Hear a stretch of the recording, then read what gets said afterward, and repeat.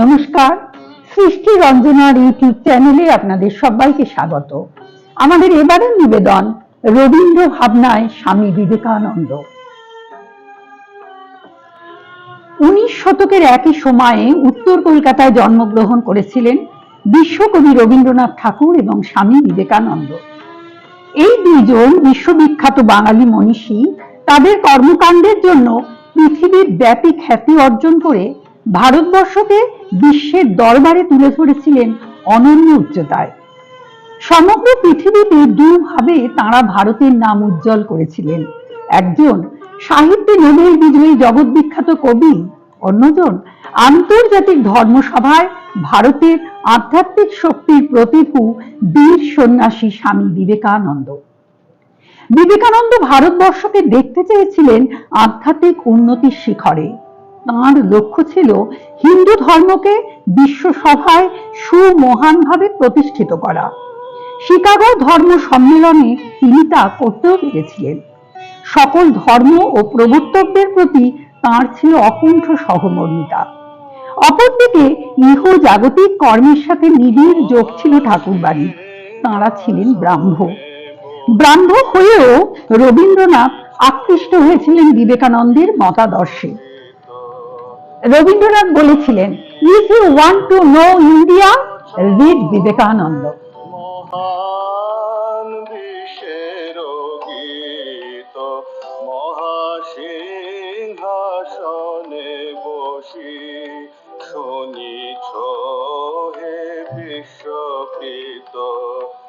কথামৃত থেকে জানা যায় বিবেকানন্দ বিভিন্ন সময় শ্রীরামকৃষ্ণকে রবীন্দ্রনাথের গান শুনিয়েছিলেন। 21শে নভেম্বর 1929 রামানন্দ চট্টোপাধ্যায়কে রবীন্দ্রনাথ একটি পত্রে লেখেন, রামকৃষ্ণ পরমহংস যেদিন আমাদের বাড়িতে পিতৃদেবের সঙ্গে সাক্ষাৎ করতে আসেন, সেদিন আমি বাড়িতে ছিলাম, কিন্তু তাদের পরস্পরের সাক্ষাৎকারের স্থলে উপস্থিত ছিলাম না। থাকবেনই বা কি করে? রবির বয়স তখন মাত্র 5। জোড়াসাঁকোর ঠাকুরবাড়িতে পরমহংসদেব এসেছেন দেবেন্দ্রনাথ ঠাকুরকে দর্শন করতে। সেটা 1866 সাল। তখন রামকৃষ্ণের বয়স 30, দেবেন্দ্রনাথের 49। মহর্ষির ঈশ্বর ভাবনার স্বরূপটি ধরতে পেরেছিলেন শ্রীরামকৃষ্ণ। অপরদিকে রবীন্দ্রনাথের রচিত ব্রহ্মসঙ্গীত নরেন্দ্রনাথকে ক্রমেই অধ্যাত্ম ভাবনায় উদ্বোধিত করে। রবীন্দ্রনাথ রচিত গানে এবং সেই সঙ্গীত স্বকণ্ঠে পরিবেশনে বিবেকানন্দ অতিশয় আগ্রহী ও উৎসাহী হয়ে ওঠেন। রবীন্দ্রসঙ্গীতের অনুরাগী শ্রোতা এবং গায়ক ছিলেন নরেন্দ্রনাথ। এই নরেন্দ্রনাথ তখনও বিবেকানন্দ হননি। তথ্যাদি থেকে এই সিদ্ধান্তে আসা যায় যে রবীন্দ্রনাথ ও নরেন্দ্রনাথের সাক্ষাৎ হয়েছিল এবং সেই সাক্ষাৎ মূলত সঙ্গীতের সূত্রেই।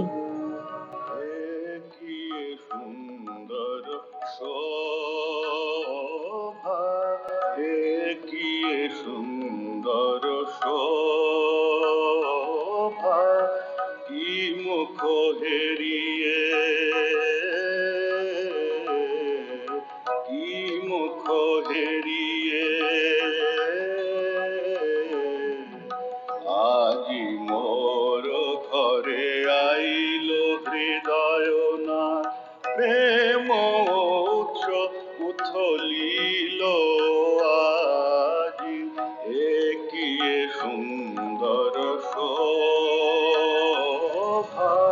1887 খ্রিস্টাব্দে সঙ্গীত কল্পতরু শীর্ষক একটি বৃহৎ আয়তনের সঙ্গীত সংগ্রহ গ্রন্থ প্রকাশিত হয়।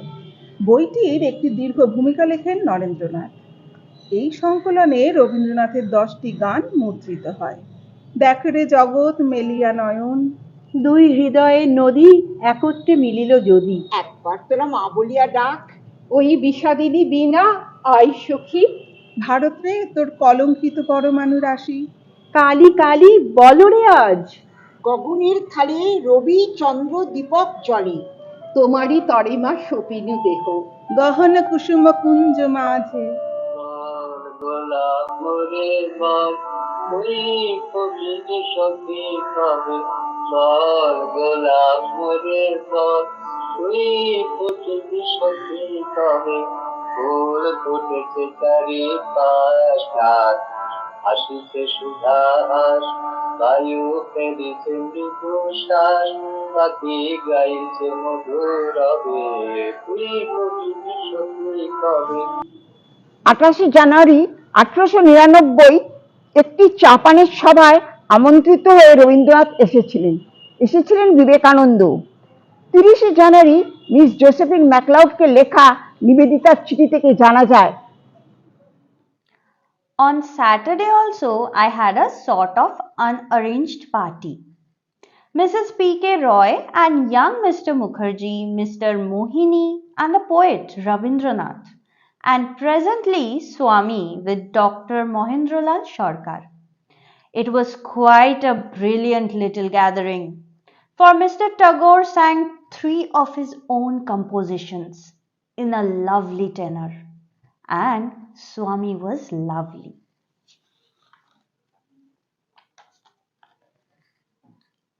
Only there was some cloud. I could not feel what. It is the hour that they call candlelight, the hour of worship. I cannot forget the lovely poem, Calm, O Peace, with its plaintive minor air that Mr. Tagore composed and sang for us the other day at this time. সেই উজ্জ্বল অভিজাত চা সমাবেশে বাতির আলোকে বিবেকানন্দের কথামৃত ছিল পরম উপাদেয়। সে কথা নিবেদিতা আরেকটি চিঠিতে জানিয়েছেন। বিবেকানন্দের জীবৎকাল পর্বে রবীন্দ্রনাথের কোনো লেখায় সম্ভবত বিবেকানন্দের কোনো প্রসঙ্গ আসেনি, কিন্তু 1902 সালের 4 জুলাই বিবেকানন্দের মৃত্যু রবীন্দ্রনাথকে আর তার প্রতি অন্যমনস্ক থাকতে দেয়নি। বিবেকানন্দের প্রয়াণে কলকাতায় যে স্মরণ সভার আয়োজন করা হয় তাতে সভাপতিত্ব করেন রবীন্দ্রনাথ। ওই বছর 15 জুলাই দ্য বেঙ্গলি পত্রিকায় প্রকাশিত হয়, On Saturday last, 12th July, the Excelsior Union of Bhawanipur, Calcutta, held a meeting to do honor to the memory of the late Swami Vivekananda. There was a large gathering of the students of the locality in the spacious hall of the South Suburban School, and Babu Rabindranath Tagore presided. At the request of the secretary, the sister Nivedita explained to the meeting the secret of the Swami's success in the Western world and emphasized in her own inimitable way that absolutely fearless patriotism, which was the most striking feature of the great Swamiji's character, bringing into strong contrast the ego fits by which the average Bengali is convulsed at the least imaginings of any danger into which his country's cause may lead him. The president having summed up the Swamiji's work and teachings on much the same lines in Bengali, the meeting was brought to close. 2 বছর পর গয়ায় বিবেকানন্দ ইনস্টিটিউটের প্রতিষ্ঠা অনুষ্ঠানের উদ্বোধন সভা। সেখানে জগদীশচন্দ্র বসু, যদুনাথ সরকার, sister নিবেদিতার সঙ্গে রয়েছেন রবীন্দ্রনাথ ঠাকুরও। 1908 পূর্ব ও পশ্চিম প্রবন্ধে রবীন্দ্রনাথ লেখেন, অল্পদিন পূর্বে বাংলাদেশে যে মহাত্মার মৃত্যু হইয়াছে, সেই বিবেকানন্দও পূর্ব ও পশ্চিমকে দক্ষিণ ও বামে রাখিয়া মাঝখানে দাঁড়াইতে পারিয়াছিলেন।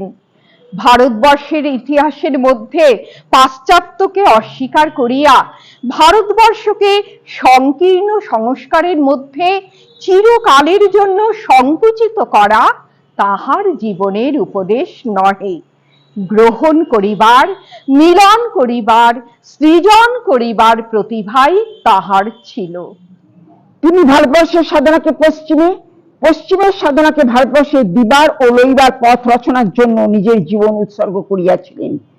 ওই বছরেই প্রাচ্য প্রতীচ্য প্রবন্ধে রবীন্দ্রনাথ বলছেন, আজ ভারতবর্ষ গঠনের ভার আমার উপর। সমুদয় শ্রেষ্ঠ উপকরণ লইয়া আজ আমাদের এক মহাসম্পূর্ণতাকে গঠিত করিয়া তুলিতে হইবে। গণ্ডিবদ্ধ থাকিয়া ভারতের ইতিহাসকে যেন আমরা দরিদ্র করিয়া না তুলি। ভারতের সর্বশ্রেষ্ঠ অধুনাতম মনীষীগণ একথা বুঝিয়াছিলেন, তাই তাহারা প্রাচ্য ও পাশ্চাত্যকে মিলাইয়া কার্য করিয়া গিয়াছেন। দৃষ্টান্ত স্বরূপ রামমোহন রায়, রানাডে এবং বিবেকানন্দের নাম করিতে পারি। ইহারাও প্রত্যেকেই প্রাচ্য ও পাশ্চাত্যের সাধনাকে একীভূত করিতে চাহিয়াছেন। ইহারা বুঝাইয়াছেন যে জ্ঞান শুধু এক দেশ বা জাতির মধ্যে আবদ্ধ নহে। পৃথিবীতে যে কোনো দেশেই যে কেহ জ্ঞানকে মুক্ত করিয়াছেন, জড়ত্বকে শৃঙ্খল মোচন করিয়া মানুষের অন্তর্নিহিত শক্তিকে উন্মুখ করিয়া দিয়াছেন, তিনিই আমাদের আপন। তিনি ভারতের ঋষি হউন বা প্রতীচ্যের মনীষী হউন, তাহাকে লইয়া আমরা মানব মাত্রেই ধন্য। চিত্ত যেথা ভয় শূন্য, উচ্চ যেথা শির, জ্ঞান যেথা মুক্ত, যেথা গৃহের প্রাচীর, আপন প্রাঙ্গণ তলে দিবস সরবরি, বসুধারে রাখে নাই খণ্ড ক্ষুদ্র করি। যেথা বাক্য হৃদয়ের উৎস মুখ হতে উচ্ছ্বসিয়া উঠে, যেথা নির্বারিত স্রোতে দেশে দেশে দিশে দিশে কর্মধারা ধায়, অজস্র সহস্র বিধ চরিতার্থতায়। যেথা তুচ্ছ আচারের মরুবালু রাশি, বিচারের স্রোত পথ ফেলে নাই গ্রাসী, পৌরুষেরে করেনি শতধা। নিত্য যেথা তুমি সর্বকর্ম চিন্তা আনন্দের নেতা, নিজ হস্তে নির্দয় আঘাত করি পিত, ভারতের সেই স্বর্গে কর জাগরিত। পথ ও পাথেয় প্রবন্ধে রবীন্দ্রনাথের যে বক্তব্য, তা রামমোহন রায়, স্বামী দয়ানন্দ, কেশবচন্দ্র, রামকৃষ্ণ পরমহংস, বিবেকানন্দ, শিবনারায়ণ স্বামী, ইহারাও অনৈক্যের মধ্যে এককে, ক্ষুদ্রতার মধ্যে ভূমাকে প্রতিষ্ঠিত করিবার জন্য জীবনের সাধনাকে ভারতবাসীর হাতে সমর্পণ করিয়াছেন। 1929 ফেব্রুয়ারি মার্চের কোনো এক সময়ে রবীন্দ্রনাথ স্বামী অশোকানন্দকে যে চিঠি দেন, বিশ্বভারতী পত্রিকার 1371 মাঘ চৈত্র, সেখানেও বিবেকানন্দকে বিশেষভাবে স্মরণ করা হয়। কিছুদিন আগে বিবেকানন্দ বলেছিলেন, প্রত্যেক মানুষের মধ্যে ব্রহ্মের শক্তি। বলেছিলেন, দরিদ্রের মধ্যে দিয়ে নারায়ণ আমাদের সেবা পেতে চান। একে বলে বাণী। ভুলিও না তুমি জন্ম হইতেই মায়ের জন্য বলি প্রদত্ত। ভুলিও না তোমার সমাজ সে বিরাট মহামায়ার ছায়া মাত্র। ভুলিও না নিজ জাতি মূর্খ দরিদ্র অজ্ঞমুচি মেথর তোমার রক্ত, তোমার ভাই। হে বীর, সাহস অবলম্বন করো, সদর্পে বলো আমি ভারতবাসী। ভারতবাসী আমার ভাই। বলো মূর্খ ভারতবাসী, দরিদ্র ভারতবাসী, ব্রাহ্মণ ভারতবাসী, চণ্ডাল ভারতবাসী আমার ভাই। তুমিও কোটিমাত্র বস্তাবৃত হইয়া সদর্পে ডাকিয়া বলো, ভারতবাসী আমার ভাই, ভারতবাসী আমার প্রাণ, ভারতের দেবদেবী আমার ঈশ্বর, ভারতের সমাজ আমার শিশু সজ্জা, আমার যৌবনের উপবন, আমার বার্ধক্যের বারাণসী। বলো ভাই, ভারতের মৃত্তিকা আমার স্বর্গ, ভারতের কল্যাণ আমার কল্যাণ। আর বড় দিন রাত, হে গৌরীনাথ, হে জগদম্বে, আমায় মনুষ্যত্ব দাও। মা, আমার দুর্বলতা কাপুরুষতা দূর করো, আমায় মানুষ করো। বরাবরই রবীন্দ্রনাথ যে কোনো মহাত্মা পুরুষকেই কোনো ক্ষুদ্র, সংকীর্ণ, সীমিত দৃষ্টিকোণ থেকে নয়, উদার, উন্মুক্ত, সত্যের চোখ দিয়ে আবিষ্কার করতে চেয়েছিলেন। তিনি বিশ্বাস করতেন, আংশিকভাবে মানুষকে দেখলে তার সামগ্রিক স্বরূপটা সবসময় খুঁজে পাওয়া যায় না। জীবনের বড় প্রেক্ষাপটে তার সমগ্র সাধনার দিকে তাকাতে হয়। বিবেকানন্দ তার সাধনার মাধ্যমে আমাদের যা দিয়ে গেছেন, রবীন্দ্রনাথের ভাষায় একে বলে বাণী। তাঁদের বাণীকে দেওয়ালের ছবির মাধ্যমে নয়, অন্তরের গভীরে প্রতিষ্ঠা করতে হবে। এই বাণীকে স্বার্থবোধের সীমার বাইরে আত্মবোধের মুক্তির পথে গ্রহণ করতে হবে। সেই মুক্তির পথেরও সন্ধান আছে এই বাণীতে। এই বাণীর প্রতি রবীন্দ্রনাথের ভক্তি। এখন আমরা তাকে কিভাবে গ্রহণ করব? ত্যাগের মাধ্যমে, পূজা অর্চনা ভজনার মাধ্যমে, নাকি অনিঃশেষ কর্মযোগের মাধ্যমে? তাই হবে এখন আমাদের ভাববার কথা। সত্যমঙ্গল প্রেমময় তুমি, ধ্রুব জ্যোতি তুমি, অন্ধকারে